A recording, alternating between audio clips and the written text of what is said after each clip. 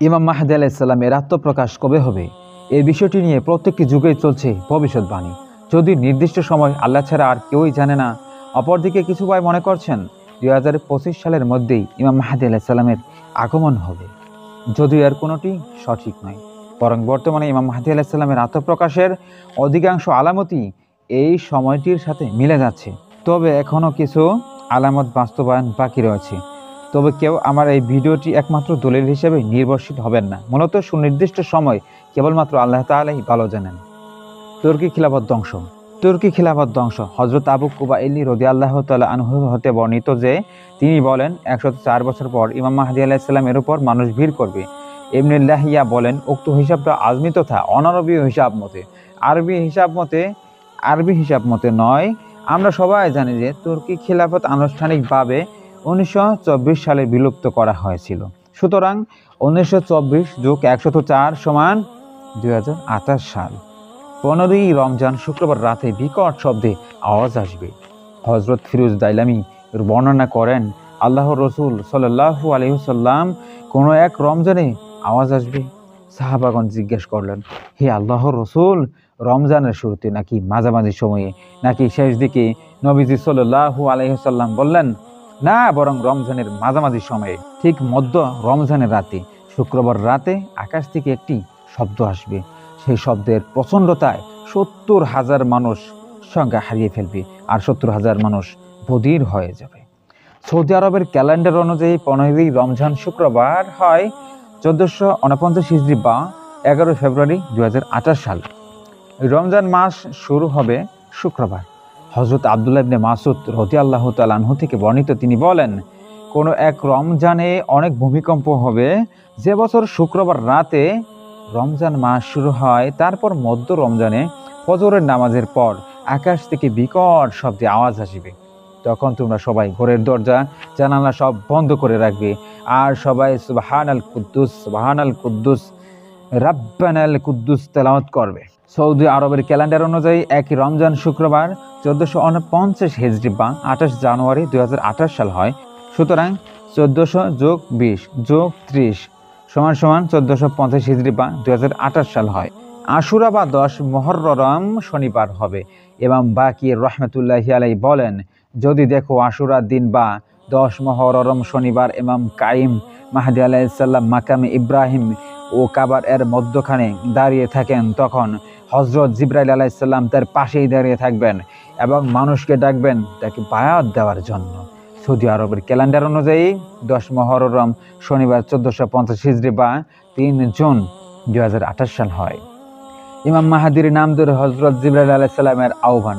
তবে ইমাম মাহাদির আবির্ভাবের পূর্বে 5টি বিষয় ঘটবে, যেমন 1 আকাশ থেকে আহ্বান, 2 সুফিয়ানের উত্থান, 3 খুরাসানের বাহিনীর আত্মপ্রকাশ, 4 নিরপরাধ মানুষকে ব্যাপক হারে হত্যা করা, 5 পায়দার প্রান্তে মরুভূমিতে একটি বিশাল বাহিনী ধ্বংসে যাবে। ইমাম মাহাদির আবির্ভাবের পূর্বে 2 ধরনের মৃত্যু দেখা যাবে, 1 শ্বেত মৃত্যু, 2 লাল মৃত্যু। শ্বেত মৃত্যু দুর্ভিক্ষের কারণে মৃত্যু হলো মহান মৃত্যু, আর লাল মৃত্যু হলো তরবারি যুদ্ধের কারণে মৃত্যু। আর আকাশ থেকে তিনি হযরত জিবরাইল আলাইহিস সালাম তার ইমাম মাহাদির নাম ধরে আহ্বান করবে 23 রমজান শুক্রবার রাতে। সৌদি আরবের ক্যালেন্ডার অনুযায়ী 22 রমজান শুক্রবার। যেহেতু আরবি মাস সন্ধ্যা থেকে হিসাব করতে হয়, তাই শুক্রবার রাত 23 রমজান হবে। রাত 1449 হিজরি বা 18 ফেব্রুয়ারি 2028 সাল হয়। রমজান মাসে চন্দ্রগ্রহণ ও সূর্যগ্রহণ হবে। মুহাম্মদ ইবনে আলী ইবনে আল হানাফিয়াহ রাহমাতুল্লাহি আলাইহি বলেন, যতক্ষণ পর্যন্ত আকাশ ও পৃথিবী থেকে 2টি বিষয় না ঘটবে ততদিন পর্যন্ত মাহাদি আগমন হবে না। প্রথমটি হলো রমজানের প্রথম রাতে চন্দ্রগ্রহণ ও মধ্য রমজানে সূর্যগ্রহণ না ঘটে। 1 রমজান রবিবার 1448 হিজরি বা 7 ফেব্রুয়ারি 2027 সালে সূর্যগ্রহণ করবে এবং 14ই রমজান শনিবার 1448 হিজরি বা 2026 সালেও রমজান মাসে 2বার চন্দ্রগ্রহণ ও সূর্যগ্রহণ হবে। বিখ্যাত সাহাবী আবু হুরায়রা রাদিয়াল্লাহু তাআলা আনহু এর উক্তি।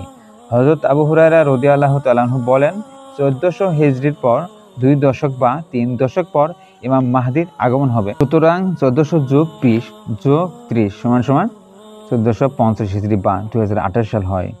শাহ নিয়ামতুল্লাহ রহমাতুল্লাহি আলাইহি এর কাসিদা। শাহ নিয়ামতুল্লাহ রহমতুল্লাহ আলাইহির কাসিদা মূলত ভারতীয় উপমহাদেশের বিভিন্ন বিষয়ের ওপর ভবিষ্যৎবাণী করা একটি কবিতা।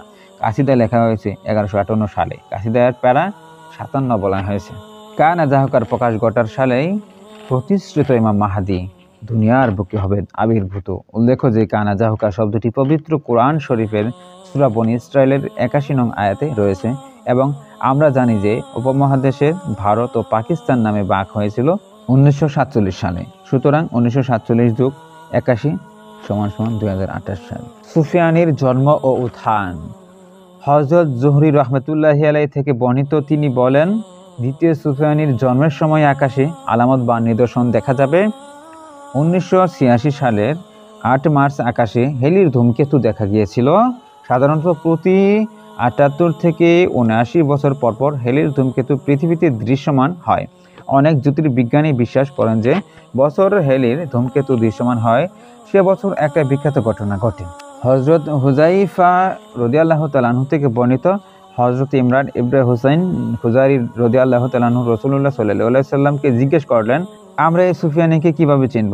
উত্তরে রাসূলুল্লাহ সাল্লাল্লাহু আলাইহি সাল্লাম বললেন, তার গায়ে দুটি কাতোয়ানির চাদর থাকবে, দুটি শক্তিশালী দল, তার চেহারার রং জলমলে তারকার মতো হবে, তার গালে তিলক থাকবে আর বয়স 40-এর কম হবে। সুতরাং 1986 যোগ 40 সমান 2026 সাল, অর্থাৎ 2026 সালের পূর্বেই সুফিয়ানির উত্থান হবে। আমরা সবাই জানি ইমাম মাহাদির আবির্ভাবের পূর্বে সিরিয়াতে সুফিয়ানির উত্থান হবে।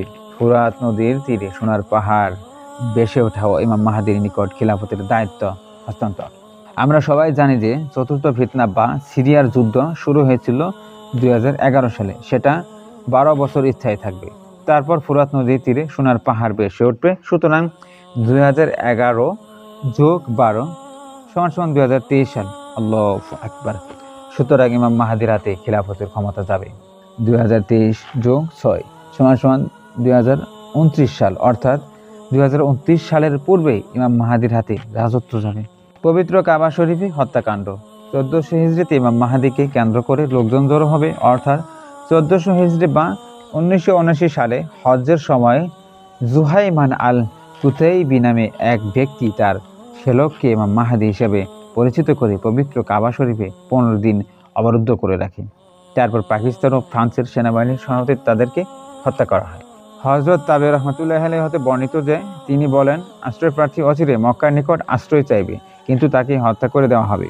তারপর মানুষ তাদের যুগের কিছু কাল বসবাস করবে, তারপর আরেকজন আশ্রয় চাইবে। যদি তুমি তাকে পাও তাহলে তোমরা তাকে আক্রমণ করিও না, কেননা সে দর্শনেওয়ালা সৈন্যদেরকে একজন সৈন্য, অর্থাৎ যারাই তাকে আক্রমণ করতে যাবে তারাই মাটির নিচে দর্শনে যাবে।